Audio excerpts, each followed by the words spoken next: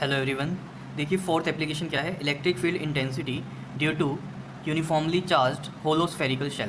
देखो सबसे पहले तो आपको ये पता होना चाहिए कि होलो स्फेरिकल शेल क्या होती है। देखो स्फेरिकल शेल है मतलब एक स्फीयर की शेप में होगी, जैसे एक फुटबॉल आप समझ सकते हो, ठीक है।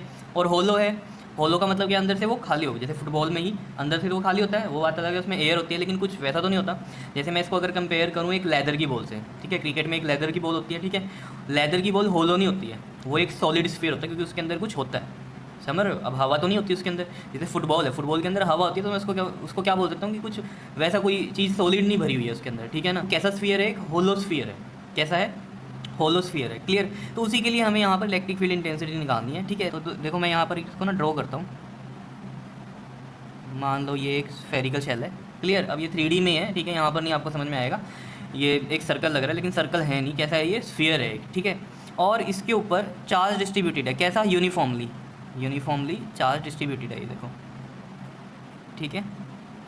ये चार्ज हमने यहाँ डिस्ट्रीब्यूट कर दिया, बताओ इसमें कोई दिक्कत है। अब देखो इसमें 3 केसेस चलेंगे कि जो इलेक्ट्रिक फील्ड इंटेंसिटी आपको निकालनी है, एक तो निकालनी है आउटसाइड द शेल, मतलब ये शेल के बाहर, एक on the surface of the shell, और एक inside the shell.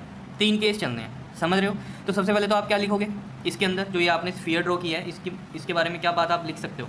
Late a hollow charge spherical shell having radius, कितनी रेडियस का बनाया ये हमने, मान लो ये रेडियस मान लो आपने आर रेडियस का बनाया, ठीक है, ये ओ पॉइंट इसका सेंटर हो गया, ठीक है।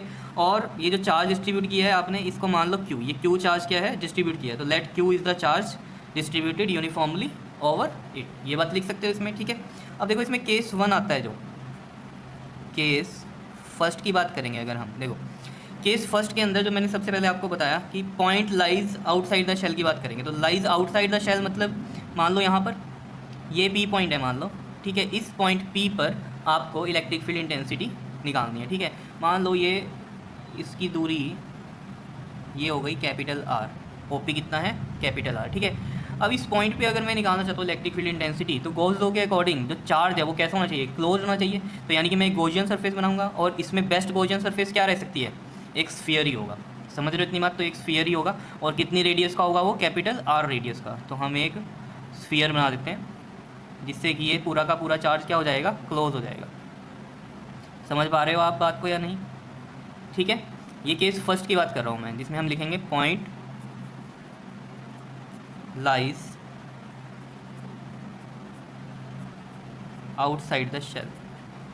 और इसमें देखो आपको साफ पता चल रहा है, ये जो कैपिटल आर है ये ग्रेटर है इस स्मॉल आर से। क्लियर है इतनी बात या नहीं है, ठीक है।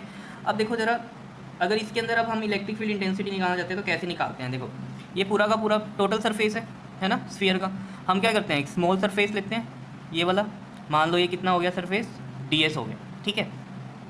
इस पॉइंट पे बताओ इलेक्ट्रिक फील्ड की डायरेक्शन क्या होगी, ऐसे होगी बाहर की तरफ, क्यों होगी बताओ। ये देखो प्लस चार्ज है, प्लस से आउटवर्ड होती हैं जो इलेक्ट्रिक फील्ड लाइंस होती हैं, तो इलेक्ट्रिक फील्ड क्या होगा इसका, बाहर की तरफ होगा इस तरीके से, ठीक है।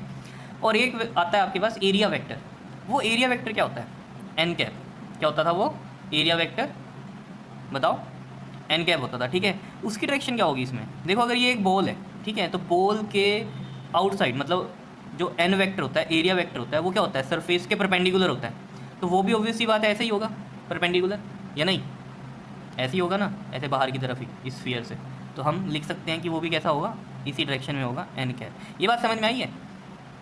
आप देखो स्फीयर लो एक, ठीक है, उसका परपेंडिकुलर क्या बनेगा, बाहर की तरफ ही बनेगा, कहीं भी लगा दो आप चाहे, ठीक है ना। तो जिस डायरेक्शन में मैंने इलेक्ट्रिक फील्ड लिया है, मैंने वहीं पर ही देखा कि वहाँ पर भी कैसा आ रहा है, वो उसी की डायरेक्शन में आ रहा है, या नहीं हो तो वो कहीं भी सकता है, यहाँ यहाँ यहाँ यहाँ, ऐसे परपेंडिकुलर तो सारे में हो सकता है ये आउटवर्ड के लिए, या नहीं। लेकिन मुझे ये देखना है ना, मैंने इलेक्ट्रिक फील्ड कहाँ लिया है, वहीं पर ही लेंगे, उसी के साथ कंपेयर करना है, क्योंकि समझ रहे हो या नहीं, क्लियर, ओके हो रही है ये बात। अगर नहीं क्लियर हो रही है ये बात थोड़ी सी, तो पिछली एप्लीकेशन जो है ध्यान से देख लो एक बार, ठीक है, आपको समझ में आ जाएगी मैं क्या कहना चाह रहा हूँ यहाँ एरिया वेक्टर के बारे में। एरिया वेक्टर हमेशा परपेंडिकुलर होता है किसके साथ, सरफेस के साथ, और आउटवर्ड, ये देखो आउटवर्ड बाहर की तरफ ही जा रहा है, ठीक है ना। अगर ये वाला पोर्शन मैं कंसीडर कर रहा हूँ स्फीयर का, तो वहाँ पर एरिया वेक्टर क्या होगा, ऐसे ही होगा बाहर की तरफ। क्लियर हो रही हैं चीज़ें, ठीक है। तो अब ऑब्वियस ही बात है, ये जो ई है और एरिया वेक्टर, जैसे हम लिखते हैं ना ई डॉट डी एस, ऐसे कोस थीटा ऐसा लिखते हैं, तो ये थीटा किसके बीच में होता है, ई और डी एस के बीच में। लेकिन डी एस क्या देखते हैं हम यहाँ, एन कैप वाला, क्योंकि ये डायरेक्शन बताता है, ठीक है ना। एरिया वेक्टर क्या बताता है, डायरेक्शन।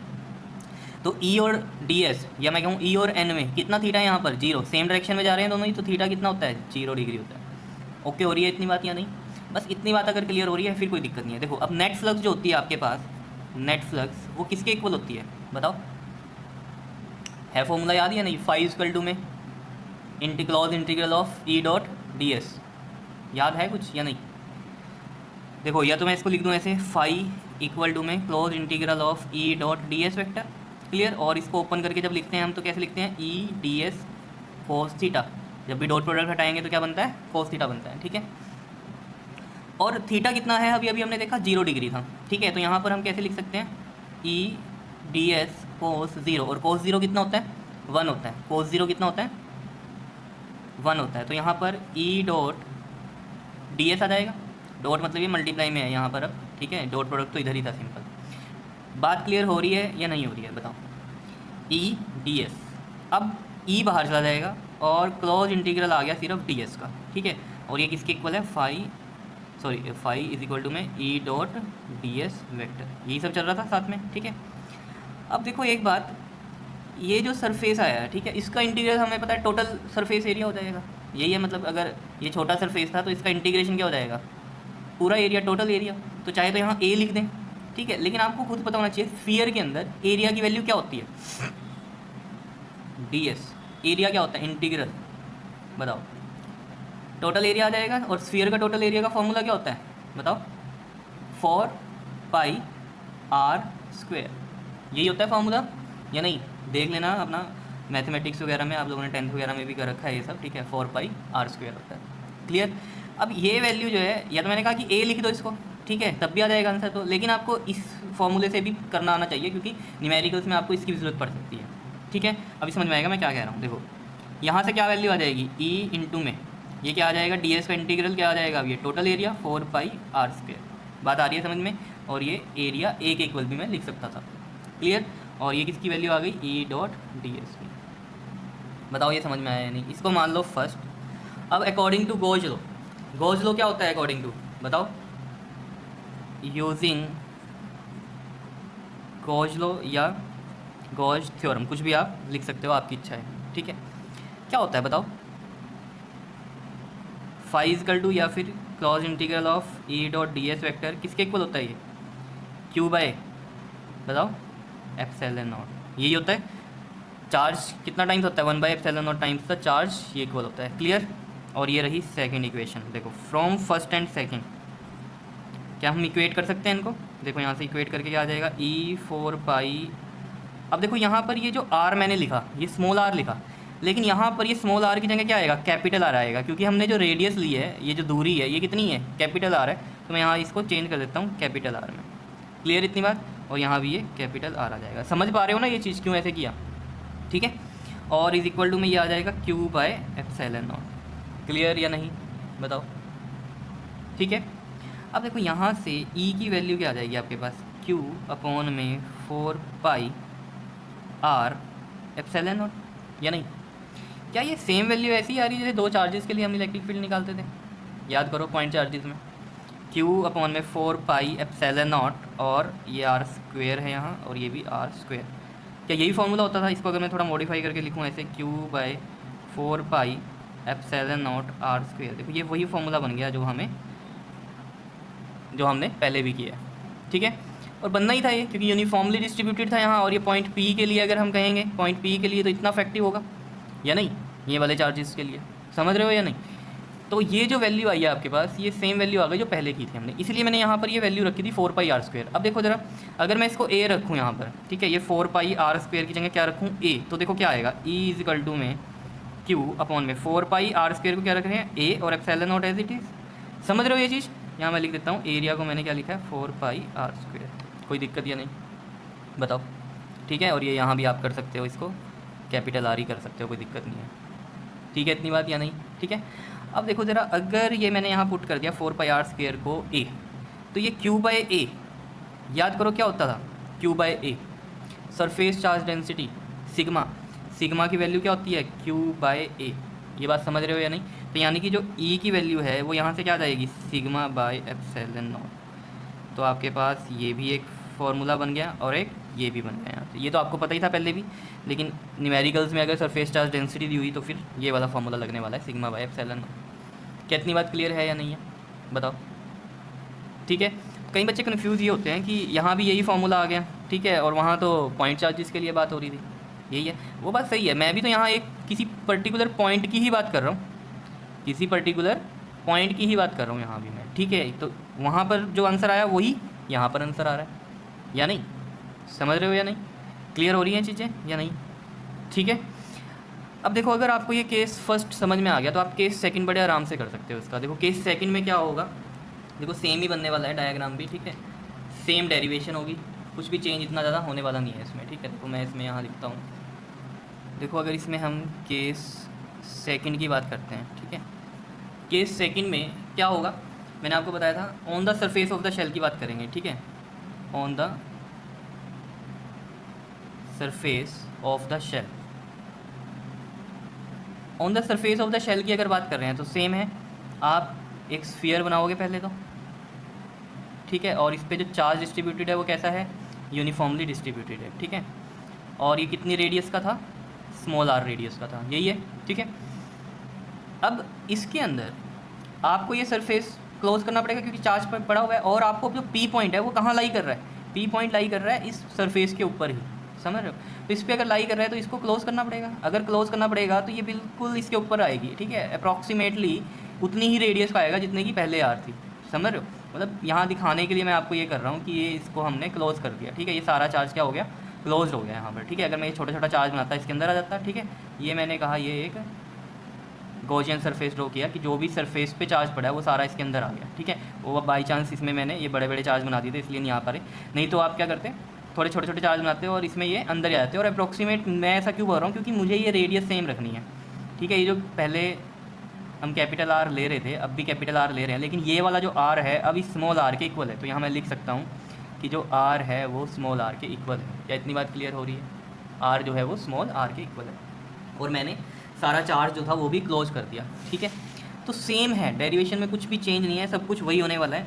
तो हम यहाँ इसमें क्या लिखेंगे, देखो नेट फ्लक्स, नेट फ्लक्स क्या होगी, phi E dot D S. अब देखो ये किस में ओपन हो जाएगा, डॉट प्रोडक्ट है तो E D S cos theta. देखो इस पी पॉइंट पे यहाँ भी अगेन जो इलेक्ट्रिक फील्ड होगा वो इसी डायरेक्शन में होगा क्योंकि प्लस चार्ज ऐसे पड़ा हुआ है तो आउटवर्ड आएगा इलेक्ट्रिक फील्ड। और एरिया वेक्टर भी कैसा होगा, सरफेस पे बाहर की तरफ ही होगा, इसमें एन कैप। तो यहाँ ई है और ये जो स्मॉल एरिया इसमें मैं यहाँ पर बना देता हूँ इस तरीके से, ये जो गॉसियन सरफेस ली थी मैंने इसके ऊपर बिल्कुल जस्ट ऊपर थी, ठीक है। ये क्या थी, डी एस, स्मॉल एरिया, ठीक है, स्मॉल एरिया डी एस। तो ई और डी एस के बीच में जो थीटा है वो यहाँ कितना है, 0 डिग्री है। बात समझ पा रहे हो आप या नहीं, बताओ अगर समझ में आ रही है या नहीं आ रही है, बताओ समझ में आ रहा है कि नहीं। देखो ना यहाँ भी तो डी एस लूँगा ना मैं, जैसे यहाँ पर लिया था मैंने, ये डी एस लिया था, यहाँ पर भी तो एक डी एस लेना ही पड़ेगा, समझ रहे हो। और एरिया वेक्टर कैसा होगा, इसमें भी आउटवर्ड होगा सरफेस से क्योंकि ये भी तो स्फीयर ही है, और एक गॉसियन सरफेस हमने जो बनाई थी वो भी स्फीयर ही थी। क्लियर हो रही हैं चीज़ें या नहीं हो रही हैं, ठीक है। तो बस थीटा 0 है, अगर थीटा 0 है तो यहाँ पर क्या हो जाएगा, ई डी एस आ जाएगा क्योंकि थीटा कितना हो गया, 0, तो कॉस 0, और कॉस 0 क्या होता है, 1 होता है, तो ई डी एस आ गया आपके पास। बताओ समझ में आ रहा है या नहीं, ठीक है। तो इसमें इंटीग्रल में ई इधर आ जाएगा और ये डी एस हो जाएगा। और इंटीग्रल ऑफ डी एस बताओ जरा क्या होता है, टोटल एरिया, और इसमें टोटल एरिया क्या होगा स्फीयर का, वही 4πr², लेकिन इसमें रेडियस कितनी ले लेंगे, अब हम स्मॉल आर ले लेंगे क्योंकि आर इक्वल टू कितना है, ये स्मॉल आर है, कैपिटल आर किसके इक्वल है, स्मॉल आर के इक्वल है। तो अब हम लिख सकते हैं ई इक्वल टू में यहाँ बस क्या आ जाएगा, ये कैपिटल आर की जगह अब स्मॉल आर आ जाएगा, और इधर ये ई डॉट डी एस वेक्टर। ये क्या इतनी बात समझ में आ रही है या नहीं, सेम कर रहा है, बताओ मैंने कुछ चेंज किया है, देख लो इधर जो इधर है वही कर रहा हूँ इधर भी, समझ पा रहे हो या नहीं। अब क्या करें इसमें बताओ, using Gauss law, Gauss law के according integral of E dot D S, ये क्या होता है बताओ, ई डॉट डी एस जल्दी से बताओ, क्यू बाय एप्सिलॉन नॉट। क्या इक्वेट कर सकते हैं हम इन दोनों को, from first and second, E 4πr² equal to में क्यू बाय एप्सिलॉन नॉट, और ई इक्वल टू कितना आ जाएगा, ये क्यू बाय 4π एप्सिलॉन नॉट पहले रख दूँ और ये r² इधर रख देता हूँ, देखो ठीक है। एक तो ये आ गया फार्मूला, ये पहले भी हमने बनाया है इस तरह के फार्मूले, ठीक है। और वही बात है, अब जैसे यहाँ हमने इंटीग्रल ऑफ डी एस क्या था 4πr², ठीक है, इंटीग्रल ऑफ डी एस क्या था 4πr², इसको मैं क्या लिख दूँ a, ठीक है, तो यहाँ भी a मैं पुट कर सकता हूँ, तो E इक्वल टू में q 4πr² को a एप्सिलॉन नॉट, तो अगेन इसमें क्या आ जाएगा ये q/a कितना बन जाएगा σ/ε0, क्लियर। और सिग्मा क्या होता है आपके पास सरफेस चार्ज डेंसिटी, जिसकी वैल्यू होती है q/a। तो यहाँ से भी दो फॉर्मूले हैं आपके पास, बिल्कुल सेम था, जो इसमें था वो इसमें था, ठीक है, सिर्फ क्या हुआ फ़र्क, बस कैपिटल आर की जगह इसमें क्या आ गया स्मॉल आर आ गया। कोई भी इतनी इसमें परेशानी आपको होनी नहीं चाहिए केस सेकंड में, ठीक है, क्लियर है इतनी बात या नहीं बताओ, आ रहा है समझ में, ठीक है। अब केस थर्ड देखते हैं इसका, केस थर्ड क्या कहता है, देखो केस थर्ड में क्या बोला था हमने, इनसाइड द शेल, ठीक है, तो हम लिखेंगे point lies inside the shell. Inside the shell के लिए देखो बहुत ही सिंपल सी कहानी है, इसमें भी मान लो ये एक स्फीयर है, ठीक है, इसमें चार्ज ये डिस्ट्रीब्यूटेड है यूनिफॉर्मली, और ये कितनी रेडियस का है, ये है रेडियस स्मॉल आर, और ये रहा ओ, ठीक है। अब इसमें जो पी पॉइंट लाई कर रहा है वो कहाँ कर रहा है, इनसाइड द शेल। मान लो ये पी पॉइंट मैंने ये मान लिया पी पॉइंट, ठीक है जी, तो इस पी पॉइंट पे मैं क्या करूँगा, एक गॉसियन सरफेस बनाऊँगा इस तरीके से, और ये हो गया इसका स्मॉल एरिया। लेकिन इसमें एक बात देखो आप ज़रा, ठीक है, स्मॉल एरिया डी एस हो गया इसमें, क्या इसमें चार्ज क्लोज हुआ, नहीं हुआ, और इसकी रेडियस मैंने मान ली कितनी है कैपिटल आर, क्या इसमें चार्ज क्लोज हुआ, कहीं कहीं भी नहीं हुआ, चार्ज तो आया ही नहीं, तो चार्ज नहीं आया तो इलेक्ट्रिक फील्ड की क्या डायरेक्शन लूँगा, कुछ होगा ही नहीं इलेक्ट्रिक फील्ड। आ रही है कहानी समझ में या नहीं। तो इसका मतलब जब चार्ज जीरो है तो ऑब्वियस सी बात है इलेक्ट्रिक फील्ड क्या हो जाएगा, जीरो हो जाएगा, इसमें कोई इतना ज़्यादा सोचने वाली बात नहीं है, क्योंकि चार्ज क्या है ज़ीरो, अगर चार्ज ज़ीरो है तो ऑब्वियस सी बात है इलेक्ट्रिक फील्ड क्या हो जाएगा, ज़ीरो हो जाएगा। इतनी कहानी समझ में आ रही है। तो देखो ज़रा, अगर मैं यहाँ से ये वाली इक्वेशन उठाऊँ जो भी हम ये इक्वेट करते थे, ठीक है, ये वाली इक्वेशन किसी भी तरीके से करके आएगा तो हम डायरेक्ट कर रहे हैं इस चीज़ में। देखो कैसे, E 4π और R इसमें ये कैपिटल वाला ले लेते हैं, चलो R² इज इक्वल टू में q/ε0 ये होता है। इन दिस क्या हो रहा है यहाँ पर बताओ, चार्ज ही ज़ीरो है, कोई चार्ज आया ही नहीं साइड में, तो अगर चार्ज जीरो है तो ऑब्वियसली इलेक्ट्रिक फील्ड भी क्या होगा, जीरो होगा। सो इलेक्ट्रिक फील्ड भी क्या होगा, जीरो होगा, क्योंकि यहाँ जीरो पुट करेंगे तो जीरो ही होएगा, और 4πr के नीचे आएगा वो भी क्या हो जाएगा, जीरो ही हो जाएगा। E इक्वल टू कितना आएगा, जीरो आएगा। तो यानी कि inside the shell electric field always भी जीरो। होलो की बात कर रहे हैं हम, ये होलो जो है स्फेरिकल शेल है उसकी बात कर रहे हैं, समझ रहे हो इतनी कहानी। और जब हम ये कहते हैं कि inside the hollow spherical shell electric field zero है, तो इसका मतलब हम क्या बोल रहे हैं इस चीज़ को हम बोलते हैं इलेक्ट्रोस्टैटिक शील्डिंग। शील्ड कर दिया, अगर अंदर कोई चीज़ है तो वो क्या है, प्रोटेक्टेड है बाहर वाले चार्ज से। बात समझ रहे हो या नहीं, इसको हम क्या बोलते हैं, इलेक्ट्रोस्टैटिक शील्डिंग, क्लियर। या इसको हम एक वर्ड और बोलते हैं फैराडे केज। तो आप इसमें लिख सकते हो, जैसे एक लाइन लिख कर क्या लिख सकते हो कि from here we conclude electric field intensity inside a hollow charge spherical shell is zero and this is also known as electrostatic shielding और फैराडे केज। क्या बोलते हैं हम इसको, इलेक्ट्रोस्टैटिक शील्डिंग और फैराडे केज। फैराडे केज क्यों, cage मतलब पिंजरा टाइप, देखो ये पिंजरा टाइप ही हो गया, अगर अंदर कोई चीज़ है वो प्रोटेक्टेड है बिल्कुल ही, ठीक है। तो अगर हमें प्रोटेक्ट करना है किसी चीज़ को तो हम इस तरीके से कर सकते हैं, उसको अंदर रख दें तो इलेक्ट्रोस्टैटिक शील्डिंग हो जाएगी। मतलब कोई चीज़ मान लो ऐसी है कि जिसको आप प्रोटेक्ट करना चाहते हो किसी भी बाहरी चार्ज से, तो आप क्या करोगे, उसे किसी होलो चीज़ में रखोगे, तो मान लो बाहर से कोई चार्ज आया भी तो आपकी जो अंदर चीज़ रखी है उसको अफेक्ट नहीं कर पाएगा, वो चार्ज कहाँ रहेगा, बाहर ही डिस्ट्रीब्यूट हो जाएगा, अंदर तो जा ही नहीं सकता। समझ रहे हो इतनी बात या नहीं। तो इसको हम बोलते हैं इलेक्ट्रोस्टैटिक शील्डिंग। तो मैं यहाँ लिख देता हूँ इलेक्ट्रोस्टैटिक शील्डिंग की डेफिनेशन क्या बनती है। तो ये इलेक्ट्रोस्टैटिक शील्डिंग की डेफिनेशन बन गई, it is a process of isolate मतलब अलग थलग करना किसी चीज़ को, a certain region of space from the external field, बाहरी किसी फील्ड से हमने उसको क्या किया, अलग कर दिया किसी चीज़ को, ठीक है। तो इसके भी बहुत से यूजेस होते हैं हमारे पास, ठीक है। कुछ ऐसे इंस्ट्रूमेंट्स हैं जिनको हम प्रोटेक्ट करके रखना चाहते हैं बाहरी इलेक्ट्रिक फील्ड से, तो उनको इसी तरीके से प्रोटेक्ट करते हैं, ठीक है। इसीलिए इसको क्या बोला है, फैराडे केज बोला, ठीक है। अब देखो जो भी हमने अभी ये एप्लीकेशन की है, ठीक है, इसकी एक ग्राफिकल रिप्रेजेंटेशन मैं करता हूँ, ग्राफिकल रिप्रेजेंटेशन। देखो मैं यहाँ एक ग्राफ ड्रॉ करता हूँ, तो रेडियस आर के बीच में, ठीक है, और इलेक्ट्रिक फील्ड के बीच में, मान लो ये ई मैक्स का है, ठीक है, और ये है डिस्टेंस जो कि हम रेडियस बोलते हैं, ठीक है। देखो हमने 3 केस किए, तो 3 केस यहाँ कैसे बनाएंगे हम, देखो एक तो था on the surface. On the surface में अगर आपने देखा होगा तो वहाँ पर जो कैपिटल आर था वो इक्वल टू आर था, है ना, यही था। और जो ये वाला रीजन होगा इसको मैं मान लेता हूँ कि जिसमें आर जो था वो था लेस आर से, ठीक है, यानी कि ये थर्ड पार्ट है जिसमें क्या था, हमने अंदर इनसाइड द शेल के लिए बात करी थी, तो वहाँ आर छोटा था ये वाला, इस वाले आर से। और एक हमने किया था जिसमें आर बड़ा था स्मॉल आर से, ये केस था आउटसाइड द शेल वाला, ठीक है। अब देखो इनसाइड के केस में तो इलेक्ट्रिक फील्ड कितना था, 0, तो यहाँ तो कोई ग्राफ नहीं बनेगा, इलेक्ट्रिक फील्ड ही 0 है, क्लियर इतनी बात। लेकिन जब हम on the surface of the shell पे आए तो ऑब्वियस ही बात है, सरफेस ऑफ द शेल पे क्या रहने वाला है, इलेक्ट्रिक फील्ड मैक्सिमम रहने वाला है, तो इसका ग्राफ सडनली ऐसे बनेगा, इस तरीके से, ठीक है। ये आर इक्वल टू आर पे क्या होगा, इलेक्ट्रिक फील्ड मैक्सिमम होगा, E max, clear, E max maximum होगा। ऑब्वियस सी बात है, देखो ये एक स्फीयर था, ये चार्ज पड़ा है यहाँ, ठीक है, तो इलेक्ट्रिक फील्ड कहाँ होगा, चार्जेस के पास ही होगा सबसे ज़्यादा, और ये तो सरफेस पे ही पड़ा है पी पॉइंट, तो चार्ज भी यहीं पड़े, सबसे ज़्यादा इलेक्ट्रिक फील्ड यहीं होने वाला है। लेकिन जैसे जैसे अब आप दूर जाओगे तो ऑब्वियस ही बात है इलेक्ट्रिक फील्ड क्या होगा, कम होता रहेगा, है ना, पावर क्या होगी उसकी, कम होती रहेगी, क्योंकि जितना जितना दूर जाओगे अब चार्जेस से, ऑब्वियस ही बात है इलेक्ट्रिक फील्ड क्या होगा, कम होना शुरू हो जाएगा।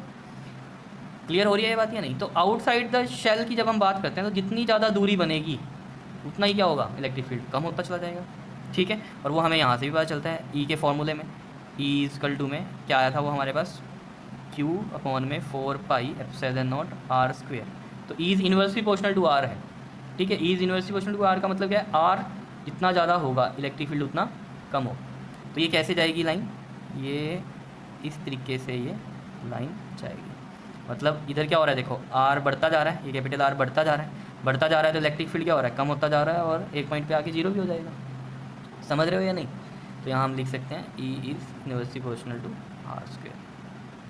क्लियर, ये ग्राफ समझ में आया कैसे बनाया है हमने। ये कौन सा केस था, इनसाइड द शेल, ये on the surface of the shell, और ये आउटसाइड द शेल। क्लियर है, समझ पा रहे होंगे आप इस बात को, ठीक है, ओके, थैंक यू।